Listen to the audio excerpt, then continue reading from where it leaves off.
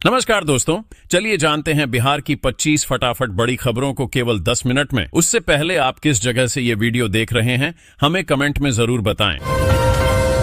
राज्यपाल के साथ अपने गांव पहुंचे सीएम नीतीश, कल्याण बीघा में मां की पुण्यतिथि पर दी श्रद्धांजलि। मुख्यमंत्री नीतीश कुमार नए साल पर अपने पैतृक गांव कल्याण बीघा पहुंचे। मां परमेश्वरी देवी की 14वीं पुण्यतिथि पर श्रद्धांजलि दी। इस मौके पर उनके साथ राज्यपाल मो आरिफ खान भी मौजूद रहे। इस दौरान ग्रामीणों से मिलकर उनकी समस्याएं भी जानी।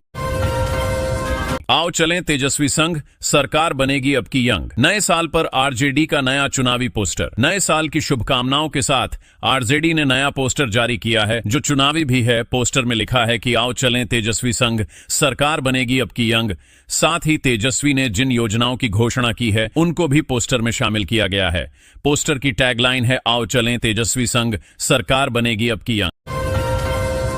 अब तक नहीं सुलझा बीपीएससी का विवाद, आज खत्म हो रही 48 घंटे की मियाद। क्या है छात्रों का प्लान? बिहार की राजधानी पटना में बीपीएससी अभ्यर्थियों का सत्याग्रह जारी है। कपकपा देने वाली ठंड के बीच बीपीएससी छात्र गर्दनी बाग में लगातार जमे हुए हैं। 15 दिन से छात्र लगातार धरना प्रदर्शन कर रहे हैं। बीपीएससी के छात्रों ने अपनी आवाज बुलंद करते हुए आयोग और सरकार को 48 घंटे का वक्त दिया था। बीपीएससी की 70वीं पीटी परीक्षा रद्द करने को लेकर विवाद तो नहीं सुलझा, लेकिन आज छात्रों की तरफ से दी गई 48 घंटे की मियाद जरूर खत्म हो रही है।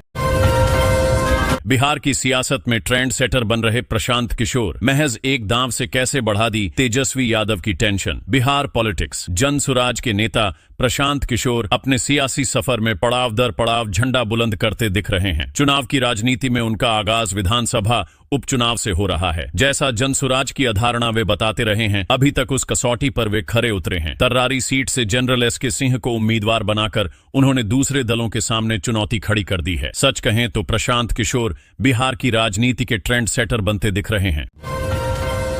डीआईजी में प्रमोशन के बाद मुजफ्फरपुर एसएसपी को दुल्हन की तरह सजी गाड़ी पर दी गई विदाई। पुलिसकर्मियों की नम हुई आंखें। गृह विभाग द्वारा बीते दिनों बिहार में 62 आईपीएस अधिकारियों का तबादला किया गया था। मुजफ्फरपुर के तत्कालीन एसएसपी राकेश कुमार को डीआईजी में पदोन्नति देते हुए मुंगेर का डीआईजी बनाया गया था, जिसके बाद आज जिले के तमाम वरीय अधिकारियों के उपस्थिति में आज दुल्हन की तरह सजे गाड़ी से उनकी विदाई की गई। नीतीश चुप क्यों? नड्डा से भेंट नहीं और बिहार के नए राज्यपाल से मुलाकात, खुल गया राज। बिहार पॉलिटिक्स। बिहार के मुख्यमंत्री नीतीश कुमार की खामोशी ने राजनीति में हलचल मचाई। नीतीश कुमार दिल्ली में रूटीन चेकअप कर लौटे, लेकिन बीजेपी प्रमुख जेपी नड्डा से नहीं मिले। विपक्षी नेता तेजस्वी यादव ने नीतीश के साथ जाने से इनकार कर दिया। राजनीति के जानकार नीतीश की खामोशी के पीछे के संकेतों की खोज कर रहे हैं। बिहार के नवनियुक्त राज्यपाल आरिफ मोहम्मद खान राबड़ी आवास पहुंचे। तेजस्वी भी गए थे गवर्नर हाउस। बिहार के नवनियुक्त राज्यपाल बुधवार को आरिफ मोहम्मद खान राबड़ी आवास पहुंचे हैं। वो आरजेडी सुप्रीमो लालू प्रसाद यादव और राबड़ी देवी से नव वर्ष पर मुलाकात करने पहुंचे हैं। राज्यपाल के राबड़ी आवास जाने से पहले नेता प्रतिपक्ष तेजस्वी यादव ने भी राजभवन में गवर्नर से जाकर मुलाकात की थी। हालांकि प्रोटोकॉल के तहत राज्यपाल का राबड़ी आवास जाना सही नहीं था, लेकिन अभी उन्होंने शपथ ग्रहण नहीं किया है। कौन है बिहार सरकार का सबसे अमीर मंत्री? जानिए सीएम नीतीश, सम्राट समेत दूसरे मिनिस्टर की संपत्ति। Bihar ministers property. बिहार सरकार के मंत्रियों ने अपनी संपत्ति की घोषणा कर दी है। मुख्यमंत्री नीतीश कुमार, उप मुख्यमंत्री सम्राट चौधरी, विजय चौधरी समेत कई नेताओं ने अपनी संपत्ति को सार्वजनिक किया है। इस घोषणा के साथ ही पता चल गया कि कौन है बिहार सरकार का सबसे अमीर मंत्री और गरीब मंत्री। सीएम नीतीश कुमार का संसद स्थित एसबीआई की में कौन सी राह पकड़ेंगे बिहार के मुख्यमंत्री नीतीश कुमार? तेजस्वी ने क्यों कहा कि बंद हैं दरवाजे? सर्दी के इस मौसम में भी बिहार का राजनीतिक माहौल गरमाया हुआ है। इस राजनीति के केंद्र में है मुख्यमंत्री नीतीश कुमार। दरअसल इन दिनों बिहार में इस बात की चर्चा तेज है कि नीतीश कुमार एक बार फिर पाला बदलने वाले। नीतीश कुमार के पास 19 गाय बछड़े और 10 साल पुरानी कार। बिहार के सीएम की पूरी संपत्ति जानिए। बिहार के मुख्यमंत्री नीतीश कुमार लग्जरी कार और हथियार के नहीं बल्कि गौंज पालने के शौकीन हैं। उनके पास 1.5 दर्जन से अधिक गाय और बछड़े हैं। नीतीश कुमार के पास कुल संपत्ति कितनी है और उनके पास जेवरात, नकद, बैंक में जमा राशि वगैरह कितनी है, इसकी जानकारी सामने आई है। नीतीश कुमार समेत बिहार के सभी मंत्रियों की संपत्ति का ब्यौरा भी सरकारी वेबसाइट पर जारी हुआ है। वहीं बिहार और यूपी समेत सभी राज्यों के मुख्यमंत्रियों की कुल संपत्ति का खुलासा एडीआर रिपोर्ट एडीआर रिपोर्ट से हुआ है। बिहार में शीतलहर कब से चलेगी? भागलपुर, पूर्णिया और आसपास जानिए कब से बढ़ेगी ठंड। बिहार का मौसम फिर एक बार बदला है। पछिया हवा की वजह से नए साल की शुरुआत ही कनकनी वाली ठंड से हुई है। दिसंबर के आखिरी दिनों में भी कड़ाके की ठंड दस्तक नहीं दे सकी, लेकिन कनकनी थोड़ी बढ़ी रही। हालांकि दोपहर देर से निकली धूप ने लोगों को थोड़ी राहत दी, लेकिन शाम ढलते ही ठंड में फिर से बढ़ोतरी पाई गई। भागलपुर, पूर्णिया, कटिहार, बांका समेत आसपास के जिलों में भी ठंड में थोड़ी बढ़ोतरी देखी जा रही है।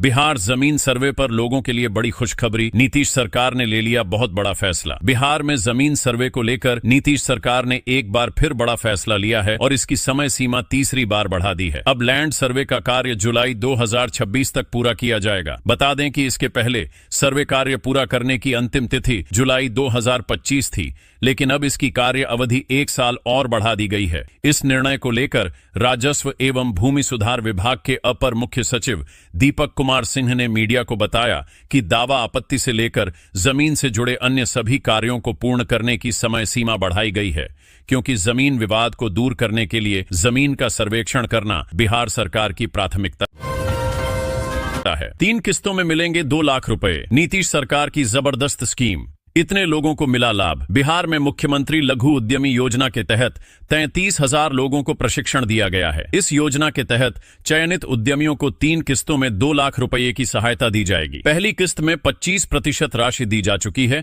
जबकि दूसरी किस्त में 50% और तीसरी किस्त में 25% राशि दी जाएगी। इस योजना का लाभ उठाने के लिए आवेदकों की मासिक आय 6,000 रुपए से कम होनी चाहिए। नीतीश और मोदी के बीच क्या चल रहा है? क्या वाकई एक फोन कॉल ने मचाई सनसनी? जानिए सच्चाई। बिहार के मुख्यमंत्री नीतीश कुमार के दिल्ली दौरे पर पीएम नरेंद्र मोदी द्वारा फोन कॉल न उठाने की अफवाहें सोशल मीडिया पर चल रही थीं, जो पूरी तरह से फर्जी पाई गईं। यह अफवाहें पुराने वीडियो के आधार पर फैलाई गई थीं। मौजूदा सच्चाई यह है कि नीतीश कुमार एनडीए के साथ हैं। बिहार शिक्षा विभाग के रडार में जहानाबाद की 3 मैडम जी। शिक्षक की नौकरी अब कई नहीं बचा सकता। जाने जहानाबाद टीचर न्यूज। बिहार के जहानाबाद के घोसी प्रखंड में 3 शिक्षिकाओं की नौकरी फर्जी कागजात के कारण समाप्त करने की तैयारी चल रही। डीडीसी और माध्यमिक शिक्षा निदेशक ने यह निर्णय लिया है। जिला शिक्षा पदाधिकारी ने भी कार्रवाई की अनुशंसा की है। दूसरी ओर घोसी वीडियो के खिलाफ भी कार्रवाई की अनुशंसा की गई। जून में बिहार को मिलेगा पहला इंटरनेशनल क्रिकेट स्टेडियम। नीतीश सरकार ने तेजी से काम पूरा करने का दिया निर्देश। बिहार में खेलों की स्थिति को सुधारने के लिए प्रदेश की नीतीश सरकार तेजी से काम कर रही है। नवंबर में एशियन महिला हॉकी चैंपियनशिप को सफलतापूर्वक कराने के बाद सरकार खेलो इंडिया यूथ गेम्स और पारा गेम्स 2025 की तैयारियों शुरू कर चुकी है। ऐसे में भवन निर्माण विभाग के सचिव कुमार रवि ने पिछले दिनों समीक्षा बैठक की। बैठक में उन्होंने नालंदा के राजगीर में बन रहे बिहार के पहले इंटरनेशनल क्रिकेट स्टेडियम का काम जून 2025 तक पूरा करने का सख्त निर्देश दिया। नव वर्ष 2025 की पहली तारीख को 100 साल का हुआ दानापुर रेलवे स्टेशन। जानिए दीनापुर से दानापुर बनने की कहानी। Indian railway news. बिहार की राजधानी पटना से सटे दानापुर रेलवे स्टेशन ने अपनी शतकीय पारी पूरी कर ली है। इस स्टेशन की उम्र 100 साल हो गई है। इस स्टेशन से रोजाना सैकड़ों की संख्या में गाड़ियां गुजरती हैं। मालगाड़ी से लेकर यात्री वाली लंबी दूरी की कई ट्रेन यहां से खुलती भी है। दानापुर रेलवे स्टेशन के दानापुर बनने की कहानी भी काफी रोचक। 2025 में एक भी बुकिंग नहीं। बेबसी की मिट्टी से बन रही मूर्तियों की कहानी। मुनाफा से दूर मूर्तिकार, छल का दर्द। समास्तीपुर न्यूज। बिहार में मूर्तिकारों की स्थिति दयनीय है। सरस्वती पूजा और अन्य अवसरों पर मूर्ति बनाने वालों की परेशानी कम होने का नाम नहीं ले रही है। धीरे धीरे उनके व्यवसाय पर असर पड़ा है। अब पहले की तरह पूजा नहीं होती। पहले हर घर और दरवाजे पर प्रतिमा बैठाई जाती थी, अब ऐसा नहीं है। मूर्ति की बुकिंग नहीं होती है। मूर्तिकार परेशान होते हैं।